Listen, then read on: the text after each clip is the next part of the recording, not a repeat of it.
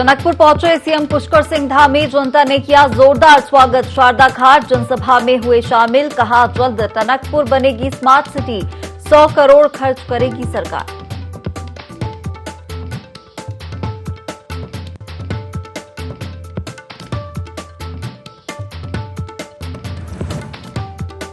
ग्रीष्मकालीन प्रवास पर राजभवन नैनीताल पहुंचे राज्यपाल गुरमीत सिंह, अधिकारियों से की मुलाकात। कुमाऊं मंडल की शान में पढ़े कसीदे।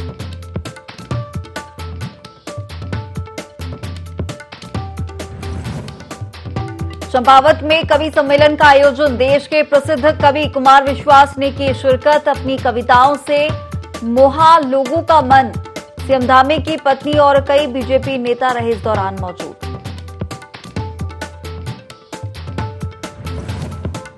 हरिद्वार में बदमाशों के हौसले बुलंद, गश्त पर गए सिपाहियों पर बदमाशों ने किया जानलेवा हमला। सिपाहियों को कराया गया अस्पताल में भर्ती, पुलिस ने किया मुकदमा दर्ज।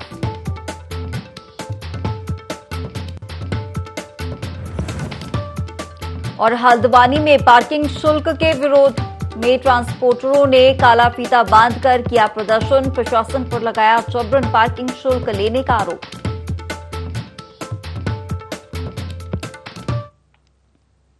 नमस्कार, बहुत स्वागत है आपका देवभूमि लाइव के इस बुलेटिन में। मैं हूं आपके साथ हिमांशा मेहता। बुलेटिन की शुरुआत करेंगे खबरों के साथ।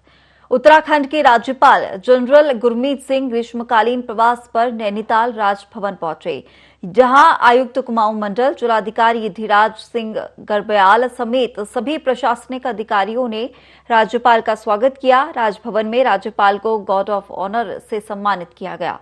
इस दौरान राज्यपाल जनरल गुरमीत सिंह ने कुमाऊं मंडल की प्राकृतिक सुंदरता की तारीफ की। साथ ही चारधाम यात्रा को लेकर कहा कि राज्य में अतिथि देवो भव की परंपरा रही है। स्थानीय लोग भी यात्रा व्यवस्था में सहयोग कर रहे हैं।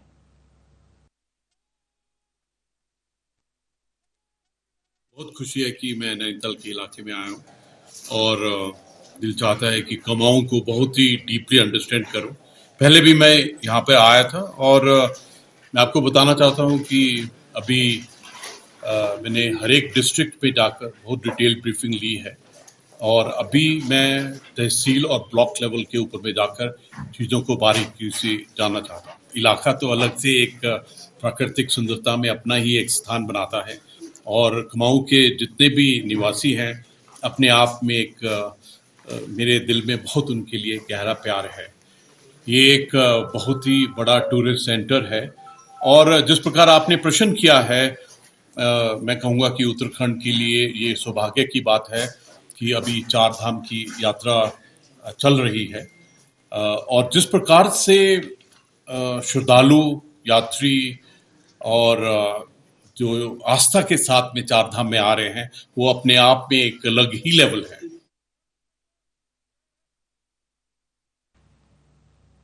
चारधाम यात्रा में बढ़ते ट्रैफिक को देखते हुए अब उत्तराखंड पुलिस मॉनिटरिंग के लिए ड्रोन कैमरे का सहारा ले रही है। ऋषिकेश और उसके आसपास के क्षेत्रों में ट्रैफिक व्यवस्था पर नजर रखने के लिए ट्रायल किया जा रहा है। ड्रोन कैमरा ऑपरेट करने के लिए इंजीनियर्स की 4 सदस्यीय टीम को हायर किया गया। अब ड्रोन के जरिए उच्च अधिकारी और कर्मचारी यातायात व्यवस्था पर नजर रख पाएंगे, जिससे किसी भी घटना पर तत्काल कार्रवाई की जा सके और यात्रियों को जाम लगने की समस्या से राहत मिलेगी। हमारे उच्च अधिकारियों के निर्देशानुसार जो डायल 112 पे हमें सूचनाएं मिलती है और हमारे ऋषिकेश में जो ट्रैफिक संबंधी जो समस्याएं हैं उसको निराकरण के लिए एक ड्रोन टीम उच्च अधिकारियों द्वारा ऋषिकेश में भेजी गई है। ये विगत कुछ दिनों से काम कर रही है। इनका मुख्य काम ट्रैफिक को मैनेज करना है। मतलब ये फीड देते हैं हमें कंट्रोल रूम में, जो भी कंट्रोल रूम में सूचनाएं आती है डायल 112 के माध्यम से कि भाई यहाँ पर ट्रैफिक हो गई या फिर आगजनी की कोई सूचना है या कोई एक्सीडेंटल संबंधी कोई सूचना है, तो वो पहले कंट्रोल रूम में आती है। फिर हम इन्हें एक सॉफ्टवेयर के माध्यम से इनको लिंक, जो इन्होंने हमें एक लिंक प्रोवाइड किया हुआ है, उसके माध्यम से इन्हें मैसेज भेजते हैं कि ये पर्टिकुलर जगह पे फ्लाई करें।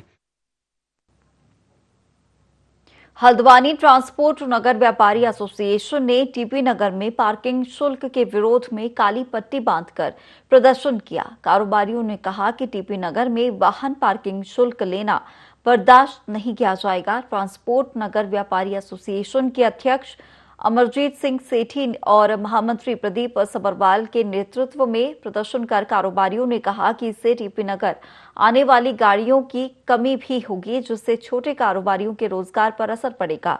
उन्होंने कहा कि प्रशासन की ओर से टीपी नगर में की जा रही पार्किंग शुल्क की व्यवस्था गलत है। ऐसे में अगर पार्किंग शुल्क वसूली का निर्णय वापस नहीं लिया गया तो वो अनिश्चितकालीन आंदोलन करेंगे। व्यवस्था को ठीक करने के लिए इन्होंने ट्रांसपोर्ट नगर बनाया था। आज ट्रांसपोर्ट नगर में गाड़ी आने के लिए ये कह रहे हैं उसमें शुल्क दें हम, तो गाड़ी ट्रांसपोर्ट नगर में क्यों आएगी? कल फिर वही गाड़ियां बाहर खड़ी होंगी, बाजारों में खड़ी होंगी, कहीं पर ही खड़ी होंगी। हम इस चीज़ का सख्त विरोध करते हैं। अगर उन्होंने इस चीज़ को नहीं समझा तो हम ट्रांसपोर्ट नगर दुकानदार अपनी दुकानों के ताले लगा के चाबियां नगर आयुक्त को सौंप देंगे या सिटी मजिस्ट्रेट को सौंप देंगे। हम लोग एक तो कर्ज तले वैसे दबे हुए हैं, वाहन स्वामी वैसे ही हैंड टू माउथ है, कारोबार ट्रांसपोर्ट का दिन प्रतिदिन फिरता जा रहा है। उसके आवाज़ में अब ये शुल्क लगाने जा रहे हैं। अब पूरे स्टेट में क्या, अदर स्टेटों में भी कभी मैंने नहीं सुना कि किसी ट्रांसपोर्ट नगर में, जो कि ट्रांसपोर्ट नगर के अंदर पार्किंग शुल्क लिया जाता हो, जो कि अवैध है। उसका आज हमने एक विरोध प्रदर्शन किया है, सांकेतिक विरोध प्रदर्शन। अगर हमारी नहीं सुनाई होगी तो फिर धरने प्रदर्शन भी किए जाएंगे। गाड़ियां अगर नहीं आएंगी, यहाँ पे क्या है कि 100 रुपये पीछे गाड़ी आना बंद हो जाएगी, मिस्त्री पैदल हो जाएंगे, कई लोगों को प्रभाव पड़ेगा। आज spare parts, motor part, lubricant सब है तो गाड़ियों की वजह से है। अगर ये वसूली यहाँ रेगुलर हुई तो कोई गाड़ी वाला ही नहीं आएगा। उपचुनाव के बीच चंपावत के गौरीलचोड़ मैदान में एक निजी संस्था ने विराट कवि सम्मेलन का आयोजन किया, जिसमें भाग लेने देश के प्रसिद्ध कवि कुमार विश्वास पहुंचे। इस दौरान कुमार विश्वास ने अपनी काव्य शैली और मधुर वाणी से स्थानीय लोगों का मन मोह लिया। कार्यक्रम के दौरान मुख्यमंत्री पुष्कर सिंह धामी की धर्मपत्नी गीता धामी एवं चंपावत के पूर्व विधायक कैलाश गहतोड़ी के साथ कई आला दर्जे के नेता और मंत्री वहां उपस्थित रहे। कुमार विश्वास ने कहा कि जो लोग मुझे जानते हैं उन्हें पता है कि उत्तराखंड मेरा दूसरा घर है। मेरा एक घर ऋषिकेश में भी है, जहां मेरी माता जी रहती हैं। साथ ही कुमार विश्वास ने कहा कि आप सब चंपावत वासी बहुत भाग्यशाली हैं और चंपावत असल मायने में उत्तराखंड की पौराणिक राजधानी है।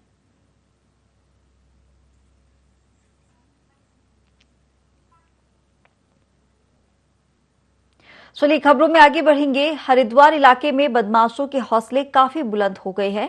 रानीपुर क्षेत्र में बदमाशों ने पुलिसकर्मियों पर ही हमला कर दिया। जैसे ही पुलिसकर्मी संदिग्ध हालत में घूमते दो बदमाशों को पकड़ने पहुंचे, वैसे ही उनके दो साथियों ने पुलिस पर जानलेवा हमला कर दिया। हमले में दोनों को गंभीर चोटें आई हैं, जिनमें एक की हालत गंभीर है, जिसे हायर सेंटर रेफर करना पड़ा। पुलिस ने हमला करने वाले चारों बदमाशों के खिलाफ मुकदमा दर्ज कर तलाश शुरू कर दी है।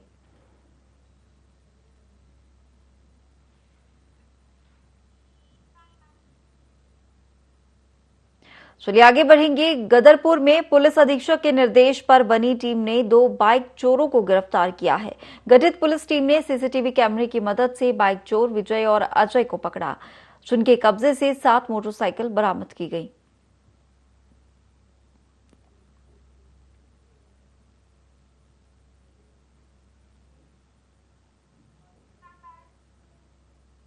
उधम सिंह नगर में आपराधिक घटनाएं प्रतिदिन बढ़ती जा रही हैं। लोगों को पुलिस का जरा भी डर नहीं है और यही कारण है कि आए दिन लोग आपराधिक वारदातों को अंजाम देने का काम कर रहे हैं।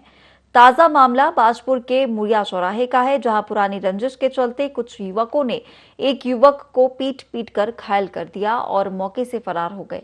आसपास के दुकानदारों ने घायल युवक को उपचार के लिए सामुदायिक स्वास्थ्य केंद्र में पहुंचाया।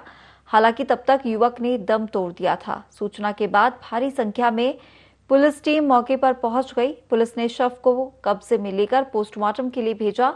वहीं घटना से गुस्साए परिजनों और विश्व हिंदू परिषद के कार्यकर्ताओं ने कोतवाली का घेराव किया और आरोपियों को जल्द से जल्द गिरफ्तार करने की मांग की। और इसी दौरान एसपी चंद्रमोहन सिंह ने बताया कि आरोपियों को पकड़ने के लिए एसओजी समेत 5 टीमें गठित की गई हैं।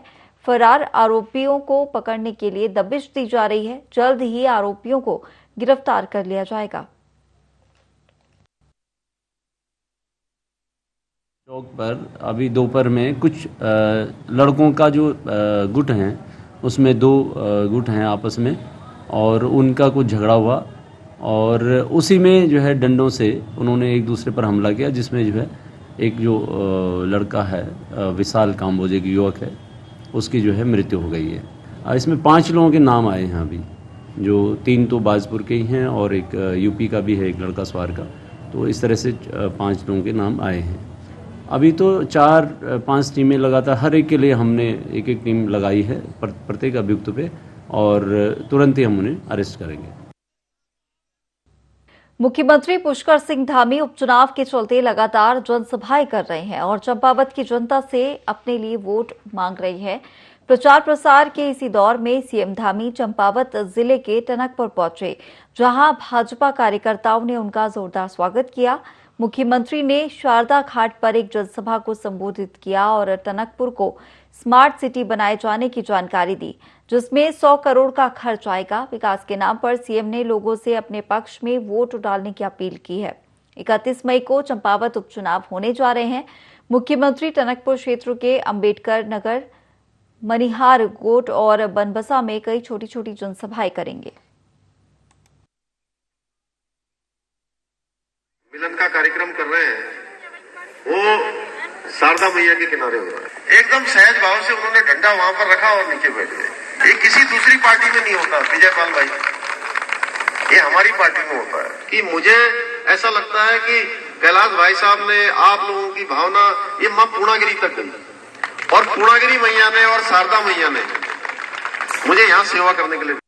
तो मुख्यमंत्री पुष्कर सिंह धामी उपचुनाव के चलते लगातार जनसभाएं कर रहे हैं। साथ ही चंपावत की जनता से अपने लिए उन्होंने वोट भी मांगे हैं। प्रचार प्रसार के इसी दौर में सीएम धामी चंपावत जिले के टनकपुर पहुंचे, जहां भाजपा कार्यकर्ताओं ने उनका जोरदार स्वागत किया। साथ ही मुख्यमंत्री ने शारदा घाट पर एक जनसभा को संबोधित किया और टनकपुर को स्मार्ट सिटी बनाए जाने की जानकारी दी, जिसमें 100 करोड़ का खर्च आएगा। उन्होंने विकास के नाम पर लोगों से अपने पक्ष में वोट डालने की अपील की है। आपको बता दें कि 31 मई को चंपावत उपचुनाव होने जा रहे हैं और मुख्यमंत्री टनकपुर क्षेत्र के अंबेडकर नगर, मनिहार गोट और बनपसा में कई छोटी छोटी जनसभाएं करेंगे।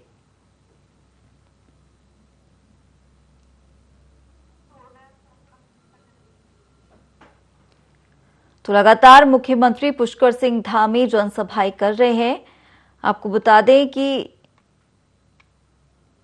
31 मई को चंपावत उपचुनाव होने जा रहा है, जिसके चलते लगातार मुख्यमंत्री पुष्कर सिंह धामी जनसभाएं कर रहे हैं और इसी के चलते प्रचार प्रसार के इस दौर में मुख्यमंत्री पुष्कर सिंह धामी चंपावत जिले के टनकपुर पहुंचे हैं, जहां पहुंचने के बाद भाजपा कार्यकर्ताओं ने उनका जोरदार स्वागत किया है।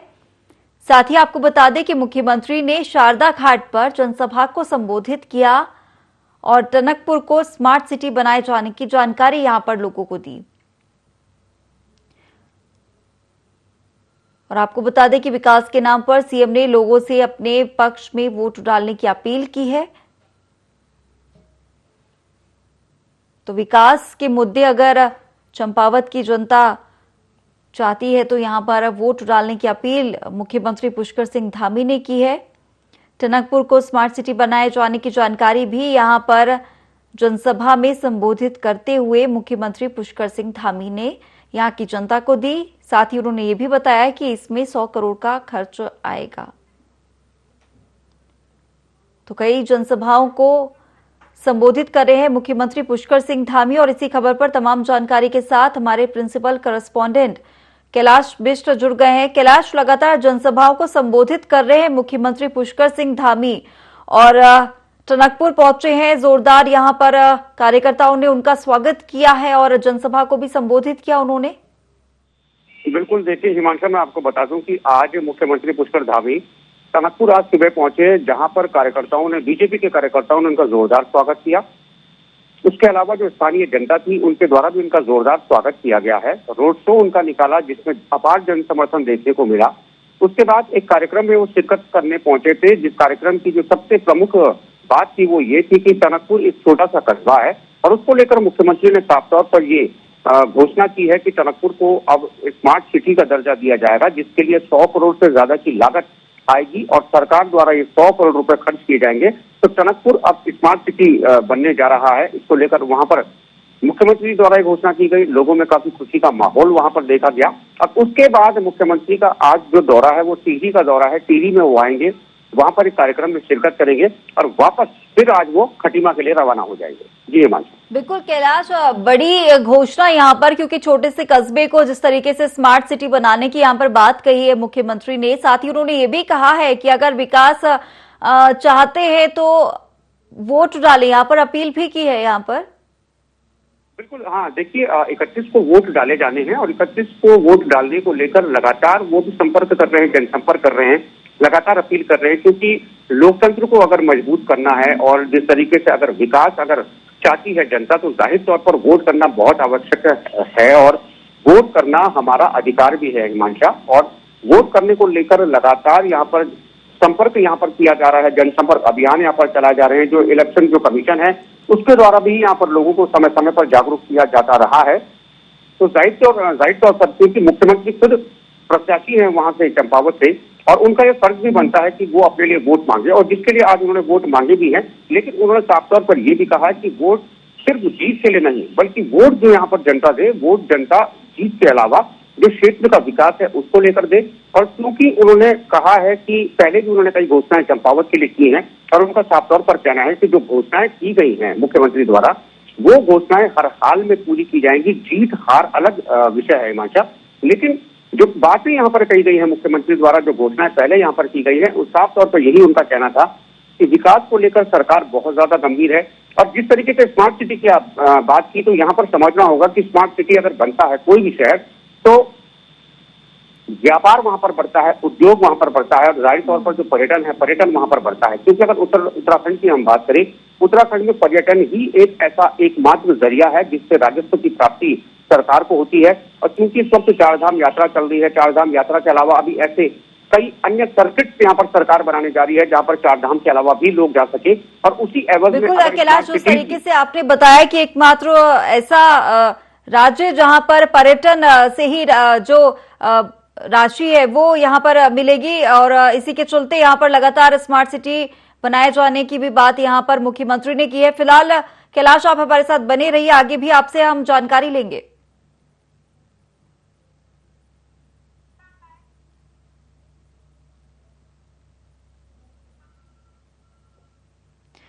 केदारनाथ धाम में सेल्फी पॉइंट बनाए जाने को लेकर पर्यटन मंत्री सतपाल महाराज एक बार फिर विपक्ष के निशाने पर आ गए हैं। दरअसल सतपाल महाराज ने साल 2020 में दिवंगत एक्टर सुशांत सिंह राजपूत के नाम पर सेल्फी पॉइंट बनाए जाने की बात कही थी, जिसे बाद में बदलकर देश के पहले सीडीएस रहे विपिन रावत के नाम पर किया जा रहा है। विपक्ष इसे लेकर सवाल खड़े कर रहा है। कांग्रेस प्रदेश प्रवक्ता गरिमा मेहरा दोसौनी का कहना है कि पर्यटन मंत्री सतपाल महाराज चारधाम यात्रा को व्यवस्थित करने के बजाय सेल्फी पॉइंट बनाने पर ध्यान लगा रहे हैं। ऐसा लगता है जैसे उत्तराखंड के पर्यटन मंत्री सतपाल महाराज को विवादों में रहने का कुछ खासा शौक हो गया है। इसलिए क्योंकि जब चारधाम यात्रा गतिमान है तो उस वक्त आप जो है भविष्य की बातें कर रहे हैं कि हम चारधाम यात्रा में जगह जगह सेल्फी पॉइंट्स बनाएंगे। तो कहीं ना कहीं इसमें ऐसा लगता है कि सस्ती लोकप्रियता पाने के लिए इस तरह के शिगुफे भारतीय जनता पार्टी के मंत्री छोड़ रहे हैं। सेल्फी पॉइंट बनाने को लेकर लगातार मुद्दा बन रहा है और सियासत भी छिड़ रही है, और इसी खबर पर तमाम जानकारी के लिए हमारे साथ लगातार प्रिंसिपल करेस्पॉन्डेंट कैलाश बिष्ट जुड़े हुए हैं। कैलाश, जो सेल्फी पॉइंट बनाए जाने को लेकर पर्यटन मंत्री सतपाल महाराज ने बात कही थी, और अब चूंकि पहले दिवंगत एक्टर सुशांत सिंह राजपूत के नाम ये सेल्फी पॉइंट बनाए जाने की बात कही थी, और अब इसे देश के पहले सीडीएस रहे विपिन रावत के नाम पर किए जाने की बात कह रहे हैं, और विपक्ष लगातार इस मुद्दे को अब घेरता हुआ नजर आ रहा है। देखिए हिमांशा, यहाँ पर एक बात समझने की बहुत ज्यादा आवश्यकता है कि अगर हम स्वर्गीय विपिन रावत की बात करें तो स्वर्गीय विपिन रावत उत्तराखंड से ताल्लुक रखते थे और पहले वो देश के यहाँ पर पहले सीडीएस रहे हैं, और उनकी जो यहाँ पर तस्वीरें हैं, तस्वीरों को केदारनाथ में लगाने का उद्देश्य यहाँ पर सरकार का ये है कि यहाँ पर जो ज्योग्राफी है केदारनाथ की, वो चढ़ाई है, 18 किलोमीटर की चढ़ाई है। 18 किलोमीटर में आदमी थक जाता है, और 18 किलोमीटर थकने के दौरान उसको प्रेरणा देने के लिए यहाँ पर फौज से जुड़े अधिकारी की तस्वीर इसीलिए लगाई जा रही है ताकि जब वो चढ़ते हुए केदारनाथ जाए तो उसको एक आत्मबल वहां पर मिले, उसको एक स्फूर्ति वहां पर लगे कि हाँ मंदिर ज्यादा दूर नहीं है। तो इन्हीं तमाम चीजों को देखते हुए सरकार ने फैसला लिया है। इससे पहले मैं आपको बता दूं कि एक फिल्म की वहां पर शूटिंग की गई थी, जो दिवंगत अभिनेता थे सुशांत सिंह राजपूत, उनकी वहां पर कुछ जगह तस्वीरें वहां पर जरूर लगाई गई थी। तो जाहिर तौर पर इस वक्त सरकार ने अगर फैसला लिया है तो हम समझते हैं कि इसमें जो विपक्ष द्वारा आरोप यहाँ पर लगाए जा रहे हैं इनको तवज्जो नहीं दिया जाना चाहिए। हाँ, विपक्ष का काम जरूर यहाँ पर सवाल उठाना है, लेकिन सरकार की इस पर जो मंशा है वो मंशा यही है कि यहाँ पर जो फौज है और फौज से जुड़े जो लोग हैं उनको किसी तरीके से यहाँ पर आगे बढ़ावा दिया जाना चाहिए। क्योंकि अगर हमने उत्तराखंड की बात करूं हिमांशा, तो उत्तराखंड में अधिकांश परिवार ऐसे हैं जिन परिवारों से या तो उनके पिता या पुत्र, अधिकतर लोग फौज में हैं। और यहाँ से इतिहास गवा रहा है कि यहाँ से चाहे गढ़वाल रेजिमेंट की बात करें, कुमाऊं रेजिमेंट की बात करें, कई अधिकारियों ने समय समय पर अपने प्राणों की आहुति देकर देश पर अपने प्राण निछावर कर इस प्रदेश का और देश का नाम रोशन किया है। उसके अलावा अगर सीडीएस जनरल बिपिन रावत के अलावा हम बात करें तो कई ऐसे बड़े नाम हैं जो आज हिंदुस्तान में जिनके नाम का डंका बजता है, वो तमाम लोग भी उत्तराखंड से ही ताल्लुक रखते हैं। जिनमें सबसे बड़ा नाम है अजीत डोभाल, जिनका नाम यहाँ पर जो देश यहाँ पर जो रॉ के जो रहे थे, और साथ ही मैं आपको बता दूं कि वो खुद पौड़ी गढ़वाल के रहने वाले हैं। तो सरकार की जो मंशा है वो स्पष्ट है कि इस तरह से अगर सीडीएस जनरल बिपिन रावत को उनकी तस्वीरें वहां पर लगाई जाती हैं तो लोग जाहिर तौर पर अपनी सेल्फी वहां पर ले सकते हैं। और कुल मिलाकर एक सैन्य जो सम्मान जो दिया जाना चाहिए किसी भी अधिकारी को, ये सम्मान देने की बात सरकार ने कही है। बिल्कुल कैलाश, यहाँ पर सैन्य सम्मान दिए जाना भी बहुत ज्यादा जरूरी है और लोगों को कहीं ना कहीं प्रेरणा भी मिलती है और देश के प्रति जो भावना है वो भी यहाँ पर जागृत होती है। हमारे साथ जुड़ने के लिए और तमाम जानकारी साझा करने के लिए आपका बहुत शुक्रिया।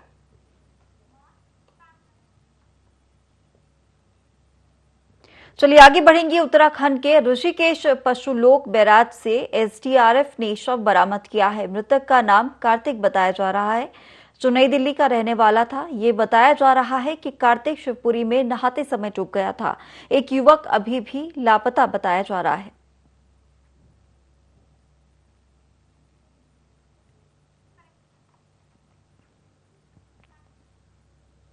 चलिए और इस बुलेटिन में फिलहाल इतना ही। आप बने रहिए IND 24 के साथ।